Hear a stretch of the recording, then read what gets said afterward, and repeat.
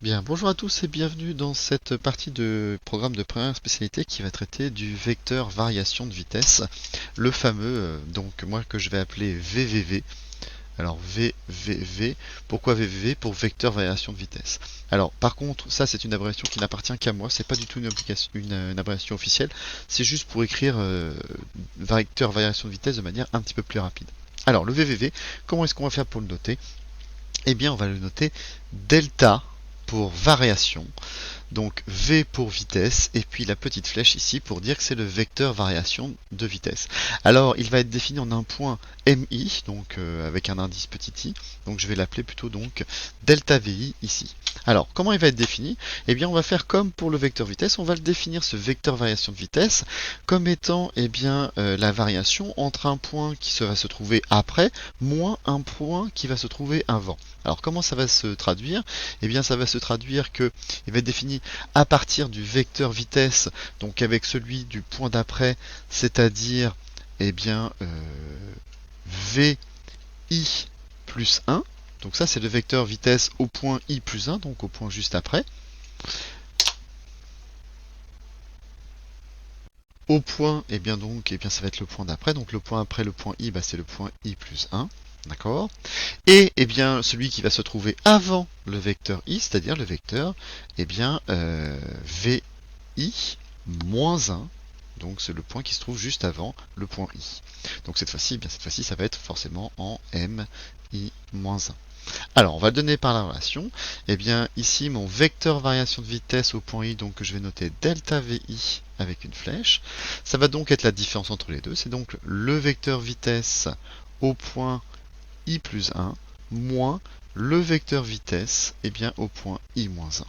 Donc ici, attention, c'est bien une relation vectorielle. Donc je vais bien faire un delta VI vectoriel, c'est un vecteur vitesse au point après, moins celui d'avant.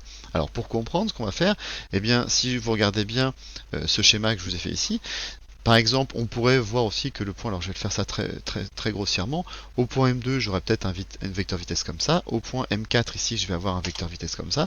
Donc ce qu'on va faire pour avoir le delta VI en point 3, je vais faire ce vecteur-là, moins ce vecteur-là, que je vais représenter ici au point 3.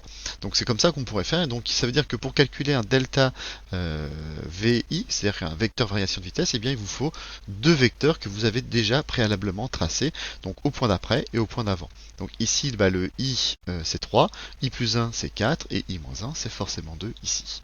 Voilà. Alors, une remarque très importante, puisque ici en fait c'est vraiment une soustraction vectorielle qu'il faut faire.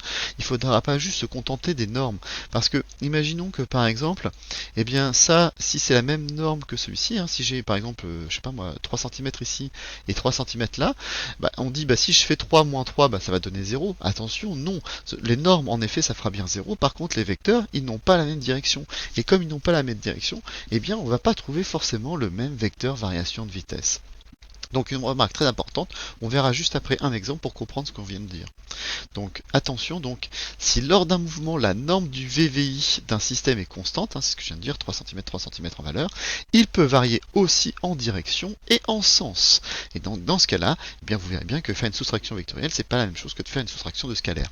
Donc le vecteur variation de vitesse, donc je vais le renoter parce que je ne peux pas faire delta VI. Alors j'ai fait en vert, j'aurais pas dû, c'est pas grave. Donc delta VI du système n'est pas alors égal au vecteur nul. Voilà. Alors exemple ici, on va voir comment faire pour déjà d'une tracer ce delta VI, son vecteur variation de vitesse, et en même temps justement comprendre cette phrase que je viens de noter ici. Alors, on va prendre dans ce cas-là un mouvement circulaire uniforme. Qu'est-ce que ça veut dire? Ça veut dire que premièrement, ma trajectoire, c'est un cercle. Et uniforme, ça veut dire que la norme de la vitesse est constante. Je dis bien la norme de la vitesse. La vitesse, elle n'est pas constante. Par contre, la norme de la vitesse est constante. Donc, on va essayer de construire le vecteur variation de vitesse delta V3 au point M3, connaissant V4 et V2. Donc, moi, ici, j'ai déjà fait le travail qu'on a fait juste avant. J'ai déjà tracé mes vecteurs vitesse en 3 points. Alors au point M2, au point M3 et au point M4. Donc ce que je veux, c'est tracer le vecteur variation de vitesse au point numéro 3. Alors pour cela, on va suivre la méthode. Première chose, on reporte V4 en M3. Alors, ce V4, vous voyez, il est ici. Donc, je l'ai retracé en par-dessus. Donc, je vais le décaler. Hein. Vous savez, comme c'est un vecteur, bien si je fais une translation, ça va rester le même vecteur. Donc, je vais le décaler. Alors, si je pouvais le décaler entièrement, ce serait bien. Je vais essayer de faire une sélection lasso. Tac. Voilà. Donc là, j'ai le tout. Je vais pouvoir le décaler. Donc, je vais décaler. Je le mets au point M3. Donc, voilà, ça, c'est la première opération que j'ai faite. Vous pouvez le faire aussi sur votre feuille à vous. Alors, deuxième opération, on construit moins V2 que l'on place à la pointe de V4. Alors, voilà ici mon vecteur V2 qui se trouve à cet endroit-là. Si je veux moins V2, bah, je vais tout simplement changer le sens. Alors, je peux peut-être le faire d'une autre couleur. Eh bien, le sens de moins V2, ça va être donc, alors je peux peut-être effacer cette partie-là que j'ai fait, c'est-à-dire ce vecteur-là. Voilà.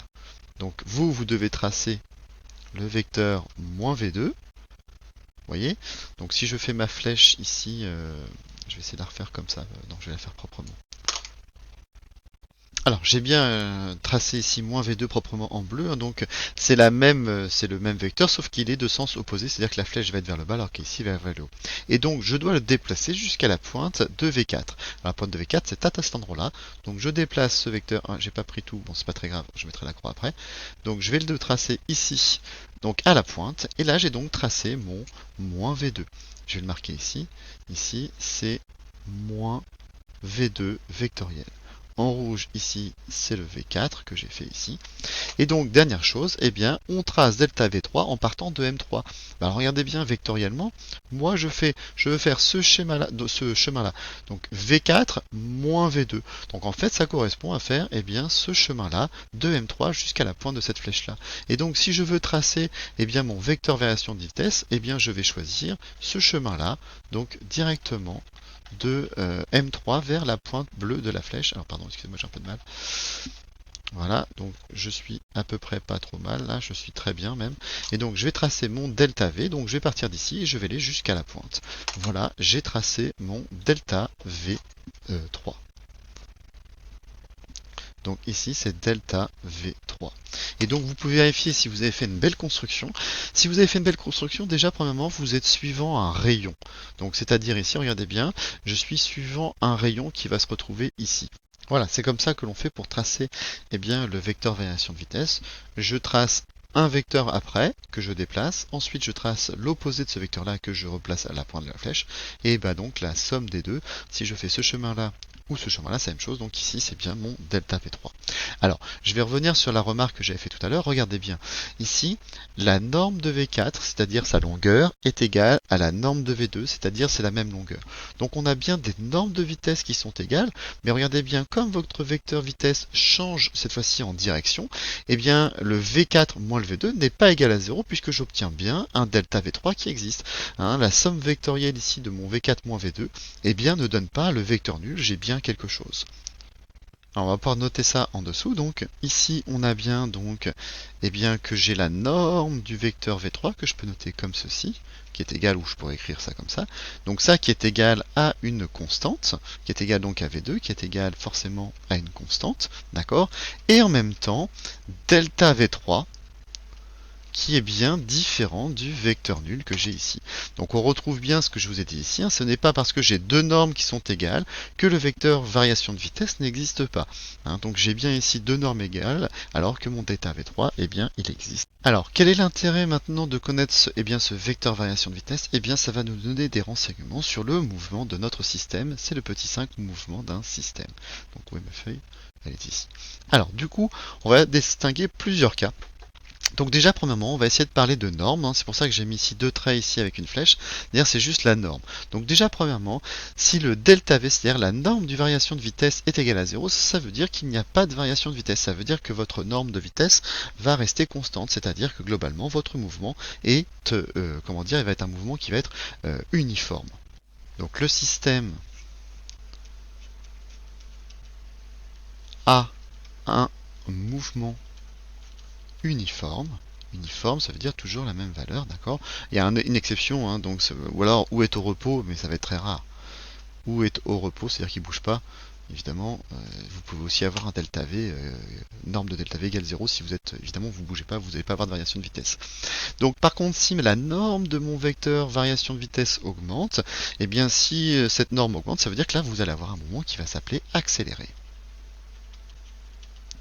Et puis s'il diminue, ça va être un mouvement ralenti ou décéléré, c'est tout à fait possible, on peut dire les deux. Alors maintenant, si le vecteur vitesse, alors vous corrigez, j'ai fait une petite erreur, j'ai fait un problème dans une ancienne version, c'est juste le delta V, et c'est juste le V, c'est pas le delta V, et puis quand on fait une erreur, on la fait pas moitié, donc ici c'est un V ici, c'est pas un delta V, par contre celui-là il est bon, celui-là par contre est à corriger. Voilà, donc j'ai fait une erreur, j'ai mis delta V alors que c'est un V, donc parce qu'ici il y a marqué aussi le vecteur vitesse. Donc vous corrigerez, soit vous avez une version corrigée, soit vous avez une version pas corrigée. Donc dans ce cas-là, il faudra corriger.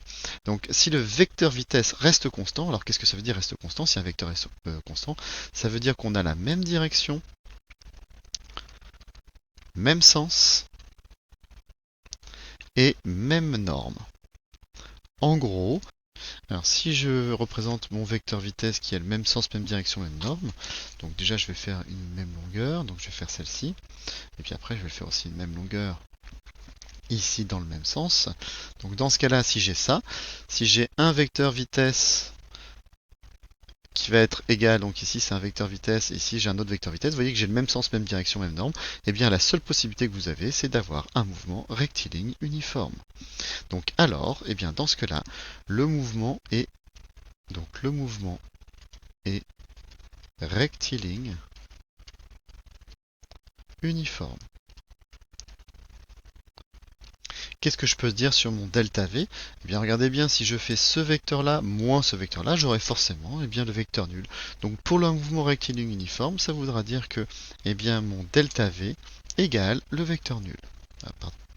Donc, c'est le delta V qui sera égal au vecteur nul dans ce cas-là. Autre cas, si le vecteur vitesse conserve sa direction mais change en norme, en valeur. Alors il aura le même sens, on va dire, dans ce cas-là aussi. Donc là, par contre, j'ai pas une flèche qui a la même longueur. Donc le deuxième cas, c'est quoi?